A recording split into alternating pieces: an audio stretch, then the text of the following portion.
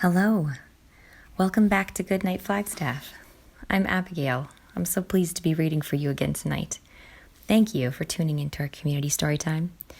Remember, you can find a new chapter from one of our favorite family-friendly books at 8 p.m. each weeknight on the Literacy Center's YouTube channel and on Creator Radio, a local online radio station. The previous chapter is replayed on Creator Radio each weeknight at about 7:30, just before the new chapter airs. You can also listen to all previous Goodnight Flagstaff recordings on YouTube. We are currently reading The Hobbit by J.R.R. Tolkien. If you'd like to check it out to read along with us at home, it is available in the Hoopla app with your Coconino County Library card. So check it out today. Please email us if you'd like to join our team of readers and connect with your community through stories. All ages welcome. Our email is goodnightflagstaff@gmail.com. Last time we read together, Beorn told them many stories and gave them food and shelter. While they slept, their host shifted into his bear form and found out that their story was true. In the morning, he said he would help them as much as he could. He gave them all sorts of provisions for their journey. They rode his horses to the edge of Mirkwood, where they sent them back, and Gandalf left them to attend other matters. Would they stay on the path like they were told to do? And now, Chapter 8. Flies and Spiders. They walked in a single file. The entrance to the path was like a sort of arch leading into a gloomy tunnel made by two great trees that leant together, too old and strangled with ivy, and hung with lichen to bear more than a few blackened leaves. The path itself was narrow and wound in and out among the trunks. Soon the light at the gate was like a little bright hole far behind, and the quiet was so deep that their feet seemed to thump along while all the trees leaned over them and listened. As their eyes became used to the dimness, they could see a little way to either side in a sort of darkened green glimmer. Occasionally a slender beam of sun that had the luck to slip in through some opening in the leaves far above, and still more luck in not being caught in the tangled boughs and matted twigs beneath, stabbed down thin and bright before them. But this was seldom, and it soon ceased altogether. There were black squirrels in the wood. As Bilbo's sharp, inquisitive eyes got used to seeing things, he could catch glimpses of them whisking off the path and scuttling behind tree trunks. There were queer noises, too, grunts, scufflings, and hurryings in the undergrowth, and among the leaves that lay piled endlessly thick in places on the forest floor. But what made the noises he could not see. The nastiest things they saw were the cobwebs, dark, dense cobwebs with threads of extraordinarily thick, often stretched from tree to tree or tangled in the lower branches on either side of them. There were none stretched across the path, but whether because some magic kept it clear or for what other reason, they could not guess. It was not long before they grew to hate the forest as heartily as they had hated the tunnels of the goblins, and it seemed to offer even less hope of any ending. But they had to go on and on, long after they were sick for a sight of the sun and of the sky, and longed for the feel of wind on their faces. There was no movement of air down under the forest roof, and it was everlastingly still and dark and stuffy. Even the dwarves felt it, who were used to tunneling, and lived at times for long whiles without the light of the sun. But the hobbit, who liked holes to make a house in, but not to spend summer days in, felt that he was being slowly suffocated. The nights were the worst. It then became pitch dark, not what you call pitch dark, but really pitch, so black that you could really see nothing. Bilbo tried flapping his hand in front of his nose, but he could not see it at all. Well, perhaps it is not true to say that they could see nothing. They could see eyes. They slept all closely huddled together, and it took it in turns to watch. And when it was Bilbo's turn, he could see gleams in the darkness around them, and sometimes pairs of yellow or red or green eyes would stare at him from a little distance, and then slowly fade and disappear, and slowly shine out again in another place. And sometimes they would gleam down from the branches just above him, and that was the most terrifying. But the eyes that he liked the least were horrible, pale, bulbous sort of eyes. Insect eyes, he thought, not animal eyes, only they are much too big. Although it was not yet very cold, they tried lighting watchfires at night, but they soon gave that up. It seemed to bring hundreds and hundreds of eyes all round them, though the creatures, whatever they were careful never to let their bodies show in the little flicker of the flames. Worse still, it brought thousands of dark gray and black moths, some nearly as big as your hand, flapping and whirring around their ears. They could not stand that, nor the huge bats, black as a top hat, either, so they gave up fires and sat at night and dozed in the enormous, uncanny darkness. All this went on for what seemed to the hobbit ages upon ages, and he was always hungry, for they were extremely careful with their provisions. Even so, as days followed days, and still the forest seemed just the same, they began to get anxious. The food would not last forever. It was, in fact, already beginning to get low. They tried shooting at the squirrels, and they wasted many arrows before they managed to bring one down on the path. But when they roasted it, it proved horrible to taste, and they shot no more squirrels. They were thirsty, too, for they had none too much water, and in all the time they had seen neither spring nor stream. This was their state when one day they found their path blocked by a running water. It flowed fast and strong, but not very wide, right across the way, and it was black, or looked it in the gloom. It was well that Beorn had warned them against it, or they would have drunk from it, whatever its color, and filled some of their emptied skins at its bank. As it was, they only thought of how to cross it without wetting themselves in its water. There had been a bridge of wood across, but it had rotted and fallen, leaving only broken posts near the bank. Bilbo, kneeling on the brink and peering forward, cried, "There is a boat against the far bank. Now, why couldn't it have been this side?" "How far away do you think it is?" asked Thorin, for by now they knew Bilbo had the sharpest eyes among them. "Not at all far. I shouldn't think above 12 yards. 12 yards? I should have thought it was 30 at least, but my eyes don't see as well as they used to 100 years ago. Still, 12 yards is as good as a mile. We can't jump it, and we daren't try to wade or swim. Can any of you throw a rope? What's the good of that? The boat is sure to be tied up, even if we could hook it, which I doubt." "I don't believe it is tied," said Bilbo, "though of course I can't be sure in this light, but it looks to me as if it was just drawn up on the bank, which is low just there where the path goes down into the water." "Dori is the strongest, but Fili is the youngest and still has the best sight," said Thorin. "Come here, Fili, and see if you can see the boat Mr. Baggins is talking about." Fili thought he could, so when he had stared a long while to get an idea of the direction, the others brought a rope. They had several of them, and on the end of the longest they fastened one of the large iron hooks they had used for catching their packs to the straps about their shoulders. Fili took it in his hand, balanced it for a moment, and then flung it across the stream. Splash! It fell into the water. "Not far enough," said Bilbo, who was peering forward. "A couple of feet and you would have dropped it into the boat. Try again. I don't suppose the magic is strong enough to hurt you if you just touch a bit of wet rope." Fili picked up the hook when he had drawn it back, rather doubtfully, all the same. This time he threw it with great strength. "Steady," said Bilbo. "You've thrown it now into the wood on the other side. Draw it back gently." Fili hauled the rope back slowly, and after a while Bilbo said, "Carefully, it is lying on the boat. Let's hope the hook will catch." It did. The rope went taut, and Fili pulled in vain. Kili came to his help, and then Oin, and then Gloin. They all tugged, and suddenly they all fell over on their backs. Bilbo was on the lookout, however, and caught the rope, and with a piece of stick fended off the little black boat as it came rushing across the stream. "Help!" he shouted, and Balin was there just in time to seize the boat before it floated off down the current. "It was tied after all," said he, looking at the snapped painter that was still dangling from it. "That was a good pull, my lads, and a good job that our rope was the stronger." "Who'll cross first?" asked Bilbo. "I shall," said Thorin, "and you will come with me, and Fili and Balin. That's as many as the boat will hold at one time. After that, Kili and Oin and Gloin and Dori.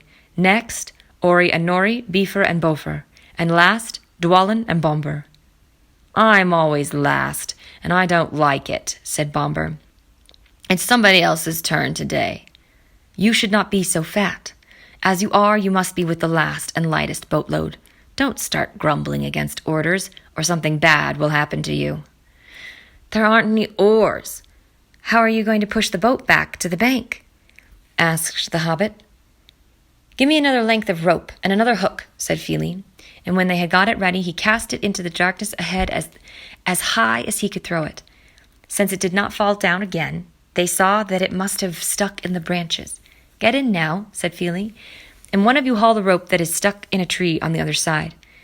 One of the others must keep a hold of the hook we used at first, and when we are safe on the other side, he can hook it on, and you can draw the boat back." In this way, they were all soon on the far bank, safe across the enchanted stream. Dwalin had just scrambled out with the coiled rope on his arm, and Bomber, still grumbling, was getting ready to follow when something bad did happen. There was a flying sound of hooves on the path ahead.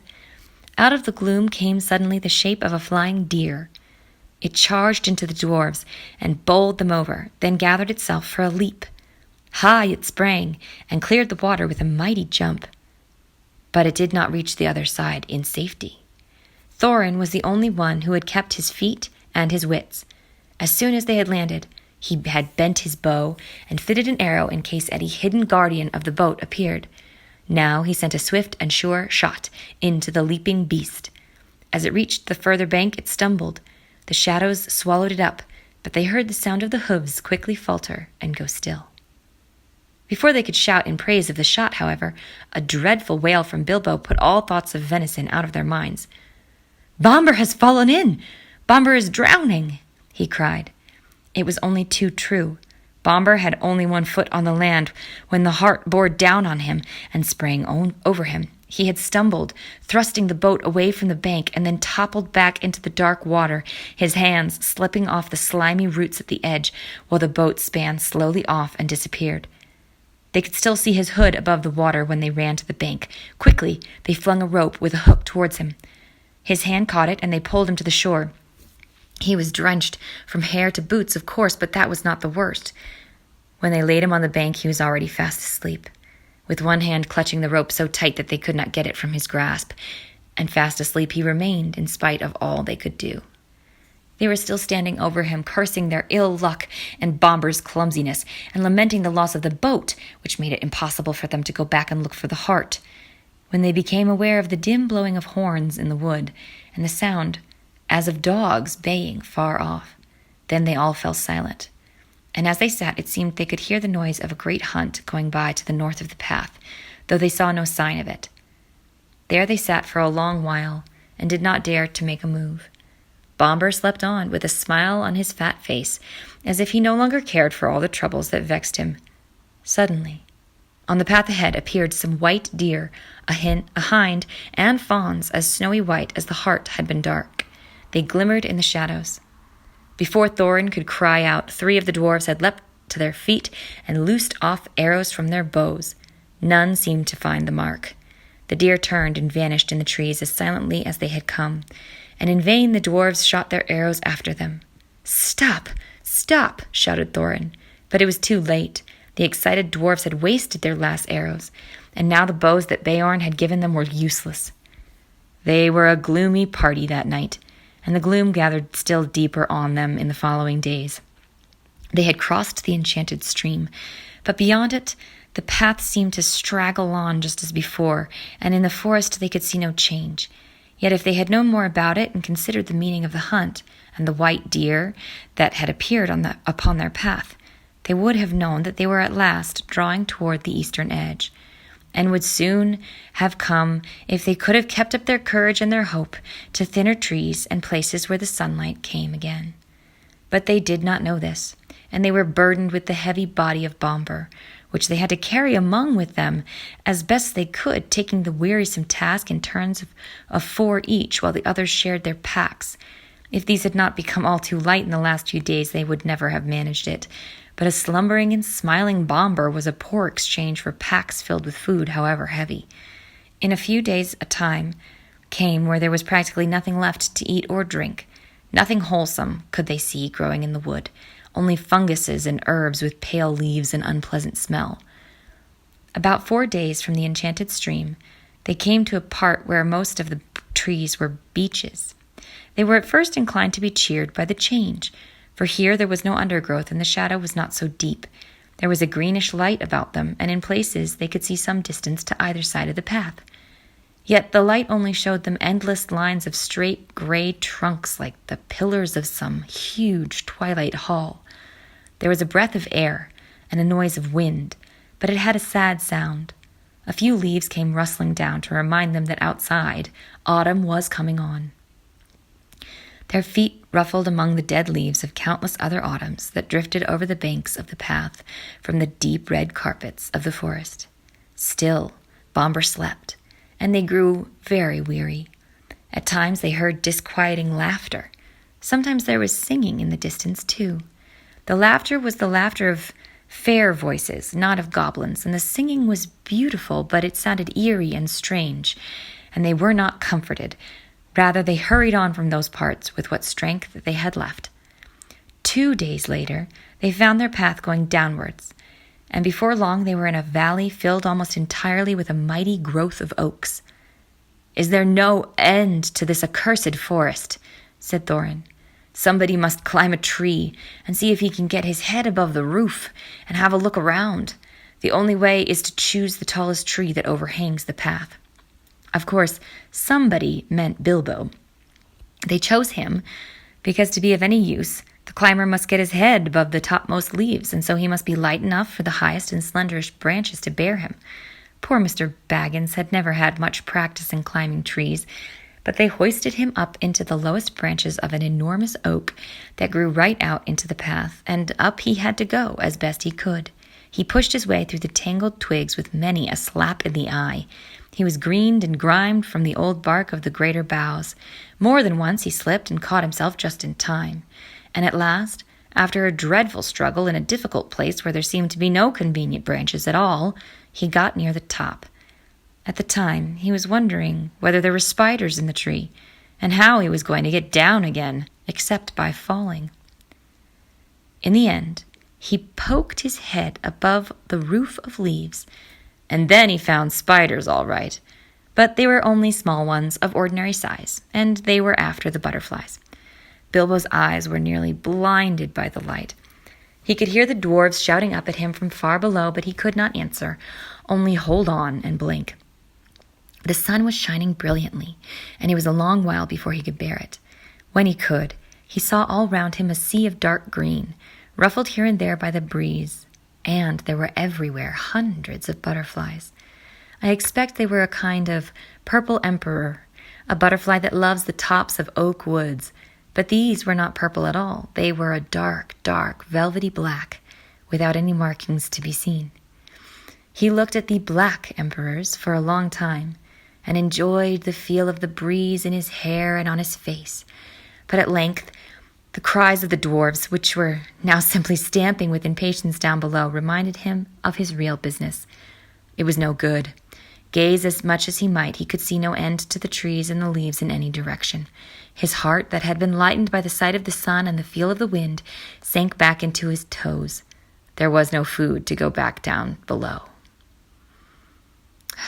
Actually, as I have told you, they were not far off the edge of the forest, and if Bilbo had had the sense to see it, the tree that he had climbed, though it was tall in itself, was standing near the bottom of a wide valley, so that from its top the trees seemed to swell up around like the edges of a great bowl, and he could not expect to see how far the forest lasted.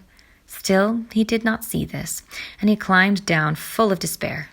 He got to the bottom again at last, scratched, hot, and miserable, and he could not see anything in the gloom below when he got there. His report soon made the others as miserable as he was. "The forest goes on forever and ever and ever in all directions. Whatever shall we do, and what is the use of sending a hobbit?" they cried, as if it was his fault. They did not care tuppence about the butterflies, and were only made more angry when he told them of the beautiful breeze, which they were too heavy to climb up and feel. That night, they ate their very last scraps and crumbs of food, and next morning, when they woke, the first thing they noticed was that they were still gnawingly hungry, and the next thing was that it was raining, and that here and there the drip of it was heavily dropping on the forest floor. That only reminded them that they were also parchingly thirsty, without doing anything to relieve them. You cannot quench a terrible thirst by standing under giant oaks and waiting for a chance drip to fall on your tongue. The only scrap of comfort there was came unexpectedly from Bomber. He woke up suddenly and sat up, scratching his head. He could not make out where he was at all, nor why he felt so hungry, for he had forgotten everything that had happened since they started their journey that May morning long ago. The last thing that he remembered was the party at the Hobbit's house, and they had great difficulty in making him believe their tale of all the many adventures they had had since. When he heard that there was nothing to eat, he sat down and wept, for he felt very weak and wobbly in the legs. "Why ever did I wake up?" he cried. "I was having such beautiful dreams. I dreamed I was walking in a forest, rather like this one, only lit with torches on the trees and lamps swinging from the branches, and fires burning on the ground, and there was a great feast going on forever. A woodland king was there with a crown of leaves, and there was a merry singing, and I could not count or describe the things there were to eat and drink." "You need not try," said Thorin. "In fact, if you can't talk about something else, you had better be silent. We are quite annoyed enough with you as it is. If you hadn't waked up, we should have left you to your idiotic dreams in the forest. You are no joke to carry even after weeks of short commons." There was nothing now to be done but to tighten their belts round their empty stomachs and hoist their empty sacks and packs and trudge along the track without any great hope of ever getting to the end before they laid down and died of starvation. This they did all that day, going very slowly and wearily, while Bomber kept on wailing that his legs would not carry him and that he wanted to lie down and sleep. "No, you don't," they said. "Let your legs take their share. We have carried you far enough." All the same, he suddenly refused to go a step further and flung himself on the ground. "Go on if you must," he said. "I'm just going to lie here and sleep and dream of food. If I can't get it any other way, I hope I never wake up again." At that very moment, Balin, who was a little way ahead, called out, "What was that? I thought I saw a twinkle of light in the forest." They all looked, and a longish way off it seemed they saw a red twinkle in the dark. Then another and another sprang out beside it. Even Bomber got up, and they hurried along then, not caring if it was trolls or goblins. The light was in front of them, and to the left of the path, and when at last they had drawn level with it, it seemed plain that torches and fires were burning under the trees, but a good way off their track. "It looks as if my dreams were coming true," gasped Bomber, puffing up behind. He wanted to rush straight off into the wood after the lights, but the others remembered only too well the warnings of the wizard and of Beorn. "A feast would be no good if we never got back alive from it," said Thorin. "But without a feast we shan't remain alive much longer anyway," said Bomber, and Bilbo heartily agreed with him. They argued about it backwards and forwards for a long while, until they agreed at length to send out a couple of spies to creep near the lights and find out more about them. But then they could not agree on who was to be sent. No one seemed anxious to run the chance of being lost and never finding his friends again. In the end, in spite of the warnings, hunger decided them, because Bomber kept on describing all the good things that were being eaten, according to his dream, in the woodland feast, so they all left the path and plunged into the forest together. After a good deal of creeping and crawling, they peered round the trunks and looked into a clearing where some trees had been felled and the ground leveled. There were many people there, elvish-looking folk, all dressed in green and brown and sitting on sawn rings of the felled trees in a great circle. There was a fire in their midst, and there were torches fastened to some of the trees round about. But most splendid of all, they were eating and drinking and laughing merrily. The smell of the roast meats was so enchanting that without waiting to consult one another, every one of them got up and scrambled forwards into the ring with the one idea of begging for some food. No sooner had the first stepped into the clearing than all the lights went out as if by magic. Somebody kicked the fire, and it went up in rockets of glittering sparks and vanished. They were lost in a completely lightless dark, and they could not even find one another, not for a long time at any rate. After blundering frantically in the gloom, falling over logs, bumping crash into trees, and shouting and calling till they must have waked everything in the forest for miles, at last they managed to gather themselves in a bundle and count themselves by touch. By that time they had, of course, quite forgotten in which direction the path lay, and they were all hopelessly lost, at least until morning. There was nothing for it but to settle down for the night where they were. They did not even dare to search on the ground for scraps of food for fear of becoming separated again. But they had not been lying long, and Bilbo was only just getting drowsy, when Dori, whose turn it was to watch first, said in a loud whisper, "The lights are coming out again, over there, and there are more than ever of them." Up they all jumped. There, sure enough, not far away were scores of twinkling lights, and they heard the voices and the laughter quite plainly. They crept slowly towards them, in a single line, each touching the back of the one in front. When they got near, Thorin said, "No rushing forward this time. No one is to stir from hiding till I say. I shall send Mr. Baggins alone first to talk to them. They won't be frightened of him." "What about me of them?" thought Bilbo. "And anyway, I hope they won't do anything nasty to him."